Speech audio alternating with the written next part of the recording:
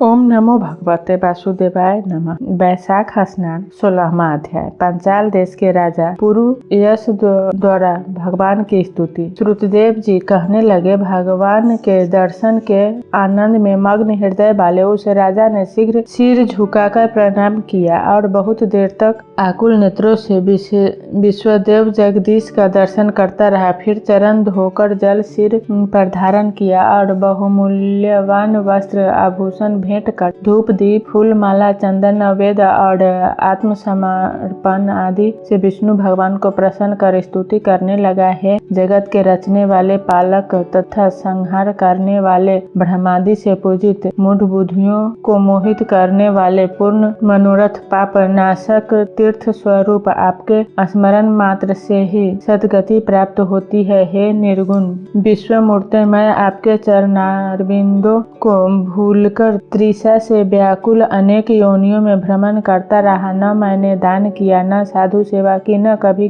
कथा सुनी। जिस अपराध से शत्रुओं ने मुझे पराजित कर दिया, मेरा सब वैभव नष्ट हो गया। तब मैं वन में चला गया। वहाँ मैंने अपने गुरुओं का स्मरण किया। स्मरण करते ही गुरु ने आकर मेरी दीन दशा पर दया कर दुख से छुड़ाने का उपाय बताया। उनके बताए वैशाख के धर्म कार्य को शुभ फल देने वाले हैं। मैं करने लगा, जिसके प्रभाव से मुझे पुनः संपूर्ण वैभव मिला। उससे मैं अत्यंत प्रसन्न हूँ। मैंने अग्नि सूर्य चंद्रमा तारागण पृथ्वी जल आकाश वायु वाणी और मन इनकी उपासना नहीं की, क्योंकि इनकी उपासना शीघ्र फल नहीं देती, परंतु महात्मा तो क्षण भर में दुख दूर कर देते हैं। ऐसे इच्छा रहित आपके चरण उपासक महात्मा भाग्य से ही मिलते हैं। हे परमात्मा, संतों पर अनुग्रह करने वाले तुमको नमस्कार है। हे जगत निवास, हे देवेश, आप प्रसन्न हो जाइए, जिससे आपके चरण कमलों में मेरी स्मृति हो।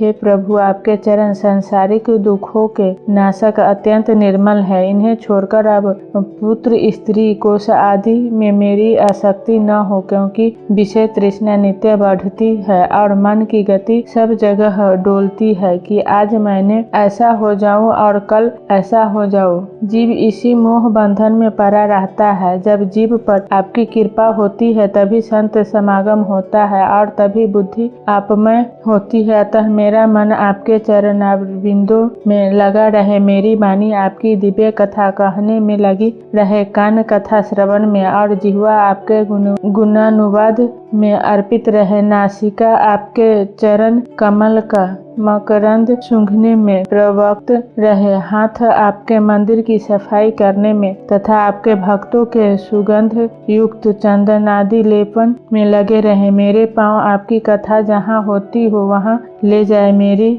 मुर्दा सदा आपकी वंदना में, कामना आपकी कथा में, बुद्धि रात दिन आपके विचार में लगी रहे। साधु संगत और आपकी श्रेष्ठ कथाओं के गान में मेरे दिन बीते। हे प्रभु, एक पल व अर्ध पल भी आपके प्रसंग बिना व्यतीत न हो। हे विष्णु, मैं संपूर्ण पृथ्वी का राज्य पुत्र पौत्रादि किसी की भी इच्छा न करूं। मैं तो आपके चरण कमलों की सेवा का इच्छुक रहूं, जिन चरणों की सेवा लक्ष्मी ब्रह्मा शिव आदि देवता करते हैं। राजा की ऐसी स्तुति सुन भगवान प्रसन्न हो बोले, तुम पाप रहित निष्काम मेरे भक्तों में श्रेष्ठ हो, तथापि देव दुर्लभ वर मैं तुमको देता हूँ। 10 सहस्र वर्ष की तुम्हारी अवस्था होगी, दिव्य धन संपत्ति होकर मुझ में वृद्धि भक्ति होगी और अंत में मेरी सायुज्य मुक्ति मिलेगी। जो प्राणी तुम्हारी की हुई यह स्तुति गान करेंगे, मैं उनको प्रसन्न होकर निसंदेह भक्ति और मुक्ति दूंगा। आज का दिन अक्षय तृतीया के नाम से विख्यात होगा। इसमें जो स्नान